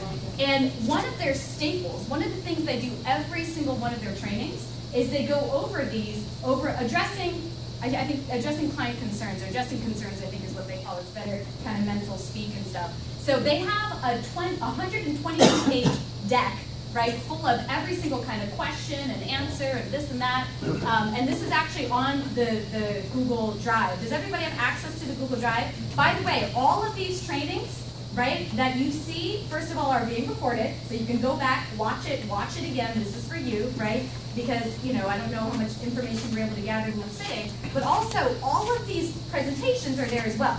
So like I was taking a lot of pictures and things like that because I want to be able to post stuff on our GroupMe, but also like I already downloaded the presentations, you know, both of their presentations, because I'm going to print it out, I'm going to have it for my team and for myself and have that in front of me, right? Like it's already printed, it's already done, like the notes have been taken kind of thing, right?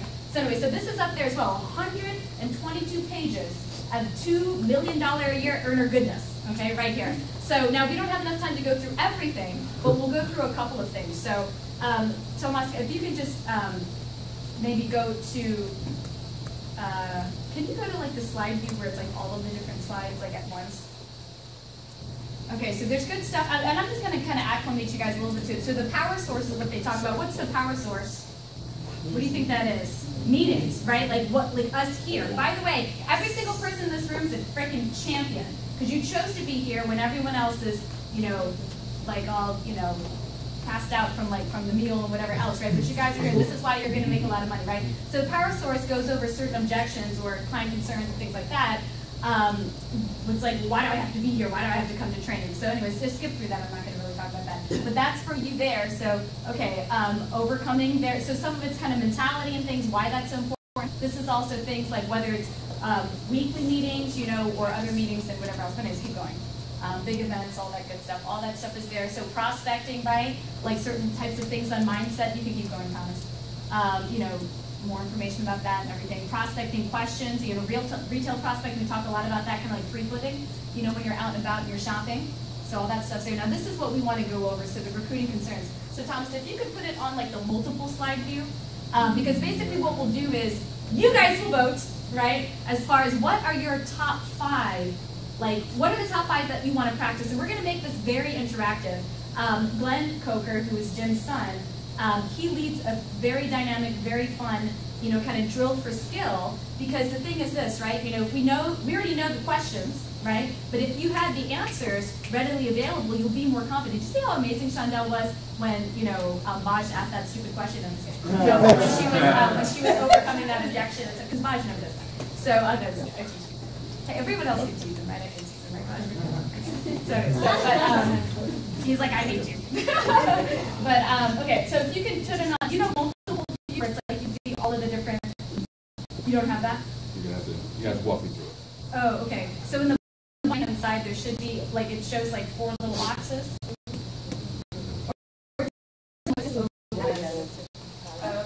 Okay, so, all right, keep in your mind, all right, like, write down their notes, right? Keep kind of like screams out to you, and we'll do it. I don't think I can do it.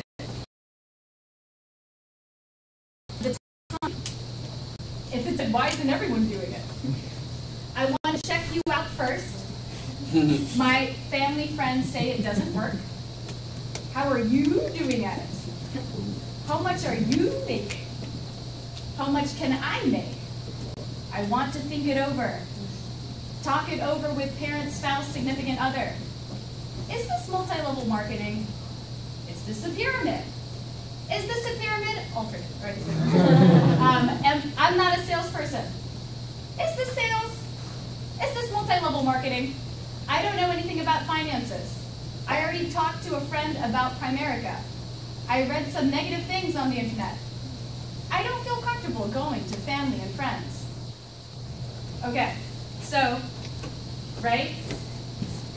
Let's go through them again and we'll vote and we'll just kind of get a general sense of stuff so we can kind of get through it. Tomas, can you go back to the beginning? All right, and I don't know, Tina, can you like kind of figure out how many hands are? Okay, so who wants, I don't think I can do it? Okay. Nobody. Who wants, I don't have the time? Okay. If it's so good, why isn't everyone doing it? What do you say who wants it? I don't get that. We have to choose 5, and we're going to drill for skill 5, and I'm kind of letting you guys choose which ones we go over. Okay. So which ones do you hear the most? Which ones do you want to memorize and have the answer like this for? Okay. If it's so good, why isn't everyone doing it? Yeah. I want to check you out first. All right. My friends came today don't work. Okay, Tina, are you paying attention? How are you doing at it? Okay. How much are you making? Okay. How much can I make? Okay. I want to think it over. All right, that's a good one. All right. Talk it over with other folks. Okay. MLM. Okay. Pyramid. Nope. Who gets that question? Okay. I'm not a salesperson. A couple folks. Is this sales? Okay. Is this MLM? I think that's a good. Okay. I don't know anything about finances. Just please, man. I already talked to a friend about Primerica. A couple. All right. Negative things on the internet. Don't feel comfortable talking to people? Okay. All right, what we got, Tina? Think it over, talk it over, pyramid it, and check you. I'll check you out. I get that in that. So you're just getting ready. All right. So okay, excellent. All right. So which ones are? So what was the first one? I want to check you out first. But I mean, we'll go in order. Yeah, I want to check you out first. Okay. All right. Excellent. Okay. So now you guys are going to be like, we're going to be like soldiers, right? And we're going to say these things together. So first I'll kind of say it, right? And then we're going to say it together. We're going to repeat it, and then don't get nervous. I'm going to call these people, okay? All right, right. So I want to check you out first. Ian, then. So can you think of any reason why you wouldn't want to at least start part-time and give it a go? I just want to check you guys out. All right, awesome. Well, I've found from experience that many people do business with companies without taking the time to find out about them. Not to be presumptive, Ian, but does this mean you'll be reading what major publications have written about us, such as Business Week, Smart Money, In-House Business, Premier, and Success Magazine, to name a few? Yeah. Okay, does that also mean that you'll be going to the website of the Better Business Bureau of FINRA and the Department of Banking and Insurance? Okay. Okay, good. So I should probably follow back up with you in about 2 to 3 days, right? All right, excellent. Okay, keep in mind, $2 million a year. This is what they say. This is what they drill with their people. And I was actually just talking to Mary Coker about that. You know, they used to run a 100K base, right? Like, you don't get to $2 million a year not being damn good. You know what I'm saying, right? They incorporate this every single time, okay? So we're going to read it together, right? Several times so you kind of get the feel of it, okay? So be loud and be proud, okay? All right, so I want to check you out first. Awesome! I have found from experience that many people do business with companies without taking the time to find out about them. Not to be assumptive, John, but does this mean you'll be reading what major publications have written about us, such as Business Week, Smart Money, In-House Business, Premier, and Success Magazine, to name a few? Does that also mean you'll be going to the websites of the BBB, FINRA, and the Departments of Banking and Insurance? So I should probably follow back up with you in about 2 to 3 days, right? Again! Awesome! I have found from experience that many people do business with companies without taking the time to find out about them. Not to be assumptive, John, but does this mean you'll be reading what major publications have written about us, such as Business Week, Smart Money, In-House Business, Premier, and Success Magazine, to name a few? Does that also mean you will be going to the website of the BBB, FINRA, and the Department of Banking and Insurance? So I should probably follow back up with you in 2 to 3 days, correct? Awesome! I have found from experience that many people do business with companies without taking the time to find out about them. Not to be assumptive, John, but does this mean you'll be reading what major publications have written about us, such as Business Week, Smart Money, In-House Business, Premier, and Success Magazine, to name a few? Does that also mean you will be going to the website of the BBB, FINRA, and the Department of Banking and Insurance? So I should probably follow back up with you in about 2 to 3 days, right? Excellent. Okay, I'm going to call on people. Yeah. Go. So I really just kind of want to check you guys out first. Awesome. I've found from experience that many people do business with companies without taking the time to find out about that.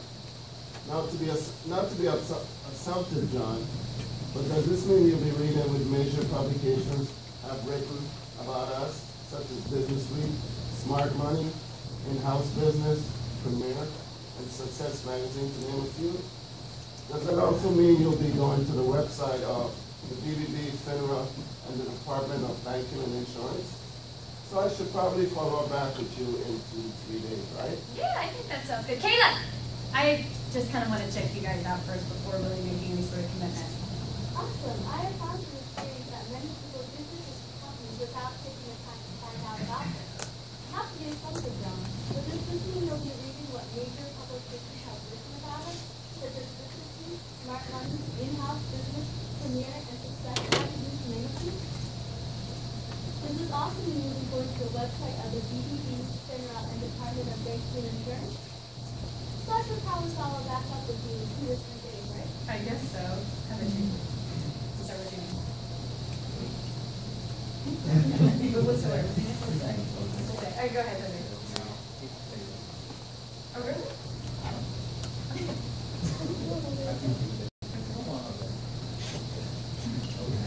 So how about Diego? Diego, man, I just kind of want to check you guys out first, you know? It's the right Awesome. thing to do. I found from experience that many people do business with companies without taking the time to find out about them. Not to be assumptive, John, but does this mean you'll be reading what major publications have written about us, such as Business Week, Smart Money, In-House Business, Premier, and Success magazines and reviews? Does that also mean you'll be going to the websites of BDB, FINRA, and the Department of Banking and Insurance? So I should probably follow back up with you in 2 or 3 days, right? Yeah, I think that, I guess so, yeah. Now, do you guys know the BBB rate Better Business Bureau, they rate, you know, kind of customer satisfaction, things like that. And FINRA is on the security side of the investment side, like very, very, very highly regulated. So basically what we're trying to say here is we're trying to give them, you know, like first of all say, if you're going to do research, credible sources, right? And they've already said great things about us, right? And then, you know, we're bringing in just heavy hitters, kind of third-party credibility and things like that, right? And we're kind of calling them on their bluff. Excellent. Okay, one more time together, and then we'll go to the You only have next 6 minutes left, so you might want to. Oh, okay, okay, sorry. All right. So let's, all right, what's the next one, Tina? I want to think it over. Okay, I want to think it over. All right. Okay, so that's fine, John. Obviously, you wouldn't take your time thinking this over unless you were seriously interested, would you? Just to clarify my thinking, what part of the opportunity do you want to think over? Is it the company, our concept, or just the uncertainty about making a change? And then they'll say what it is, right? We're trying to get to the underlying thing, and then handle the concern, whatever the real thing is, and then begin reclosing, right? So, all together now, right? I want to think it over. That's fine, John. Obviously, you wouldn't take your time thinking this over unless you were seriously interested, would you? Just to clarify my thinking, what part of the opportunity do you want to think over? Is it the company, our concept, or just uncertainty about making a change? Again. That's fine, John. Obviously, you wouldn't take your time thinking this over unless you were seriously interested, would you? Just to clarify my thinking, what part of the opportunity do you want to think over? Is it the company, our concepts, or just the uncertainty about making change? Again. That's fine, John. Obviously, you wouldn't take your time thinking this over unless you were seriously interested, would you? Just to clarify my thinking, what part of the opportunity do you want to think over? Is it the company, our concepts, or just the uncertainty about making a change? All right, since we don't have a lot of time, we can go to the next one. Talk it over with. All right, I want to talk it over with my parents, spouse, significant other. All right, so that makes complete sense to me. So when do you usually spend time with them? Assuming they see the same value and opportunity that you do, is there any other reason why you wouldn't go ahead and get started with us? So when do you usually see your wife? Let's set it up, and if for some reason the time doesn't work out, just give me a call and we can reschedule, right? So very similar to what Chandel was talking about, right? So then we're trying to, you know, just get in front of them as well. And I think that what she said too, if you wanted to add that in there is great too. But all right, everybody all together now, right? Okay, so that makes sense to me. So when do you usually spend time with them? Assuming they see the same value and opportunity that you do, is there any other reason why you wouldn't go ahead and get started with us? When do you usually Let's set it up, and for some reason the time doesn't work out, just give me a call and we'll reschedule. That makes complete sense to me. So when do you usually spend time with them? Assuming they see the same value and opportunity that you do, is there any other reason why you wouldn't go ahead and get started with us? So when do you usually see so-and-so? Let's set it up, and if for some reason the time doesn't work out, just give me a call and we'll reschedule. That makes complete sense to me. So when do you usually spend time with them? Assuming they see the same value and opportunity that you do, is there any other reason why you wouldn't go ahead and get started with us? So when do you usually see them? Let's set it up, and for some reason the time doesn't work out, just give me a call. We'll reach your schedule. So basically, again, we're trying to get in front of them, and we're also like assuming they see the same values. Is there any other reason why? Because it might not be that, right? It's the whole like Shaq talks about the standard American response and things. Now, is it important to get that? It is, right? But if there's something else, then we can kind of dig a little deeper and clarify those things. But still, we want to go and see them. What's the next one, Gina? Pyramid. Pyramid. All right. So is this a pyramid? Okay. So what do you mean by pyramid? And then they'll restate what they say, right? So John, where do you work? Do you have a manager above you? We could role play this. So Ian, so where do you work? All right. Well, do you have a manager above you? Yeah, I got it. Okay. Now, do they make more or less than you? Are there more of them, or are there more of them, or you? More of me. Okay. So do they have someone that they report to? Yes. Do you think they make more or less? A lot more than they do. Are there a lot more of them or more of you? More or less. Okay, right. So you work for a pyramid? That's really just business at its finest. Primerica has been around 40 years in a highly regulated industry. It's one of the largest marketing entities in the world. By the way, how would you become the top person at your job? Right? So basically, we're trying to like see, well, where is their headspace? What do they think, a pyramid really is? And then we're showing them that every organization is basically structured like that. Okay, but the other thing is this, like, right, in most places where people work, you're just, you never get a chance to be at the top, right? At least we show people how to be the head of their own organization. And again, we're talking about, look, we've been around 40 years, highly regulated industry, one of the largest in the world. You really think that that would make us a pyramid, right? Okay. So, all right, so this one's a little wordy, but we'll get through it, right? Ready, you guys? Yep. So, what do you mean by pyramid? John, where do you work? Do you have a manager above you? Do you think they make more or less than you? Are there more of them or you?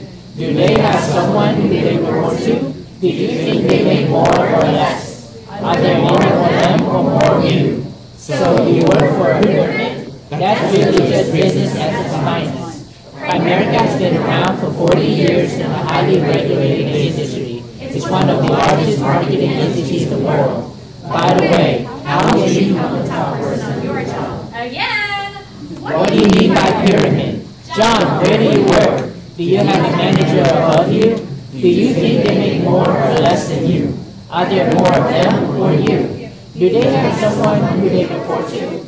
Do you think they make more or less? Are there more of them or more of you? So you work for a pyramid. That's really just business at its finest. Primerica has been around for 40 years in a highly regulated industry. It's one of the largest marketing entities in the world. By the way, how would you become the top person in your job? What do you mean by pyramid? John, where do you work? Do you have a manager above you? Do you think they make more or less than you? Are there more of them or you? Do you have someone who they report to? Do you think they make more or less? Are there more of them or more of you? So you work for a pyramid? That's really just business at its finest. Primerica has been around for 40 years in a highly regulated industry. It's one of the largest marketing entities in the world. By the way, how would you become the top person in your company? All right, Tina, what's next? That's it? All right, do you guys feel a little bit more comfortable kind of going over this? Yeah. The thing is this, like, a lot of times we're shy or we don't do things because we're like, oh no, if they see this, what do we say, right? But we have, every question that they have, we already know it's going to be one of whatever these 12 questions, right? There's nothing new under the sun. We just don't know what they're going to come at us with. But you already have the answer, so you need to drill for skill. You need to get together with your other teammates, like maybe on the ride and stuff like that when you're coming to training, or have like before, after, or by yourself, or with your dog, or whatever you want to do, right? But the thing is, it's like, look, you guys, you need to learn your lines. You need to know, all we do is talk. That's all we do. All we do is talk and ask questions. It's the same thing over and over and over again to new people, right? Learning this kind of stuff, and this, it's worded a little bit differently here and there. People answer it different ways. You guys, it's made people in Primerica so much money, right? Learning the KT, learning things like that, being able to overcome these objections. That's all we do. So spend the time, get disciplined. All the answers are here. Go over that. Become a pro. Because then, just like a ninja, right? You know? So when they like throw whatever it is they're throwing at, you know exactly how to move, what to say, what to do. And if you learn these things, all it is just like removing the obstacles so they can move forward. Okay? This is everything. 122 pages of $2 million a year goodness right here on the drive. Print it out, memorize. You can do 6 to a page, you know, while you're sitting on the can or whatever, right? You know, go over it. Right? I mean, we all do it. Oh, you know, some of us more often than less. Like, I can't believe I just made that joke right now. Very bad. Cut that from the video. But that's the thing. It's like, look, one person thinks it's funny. But that's the thing. So go over these things. Samir, should I keep going through a few others while waiting, or? Yeah, we're good. We're good? Okay, excellent. All right, thank you guys.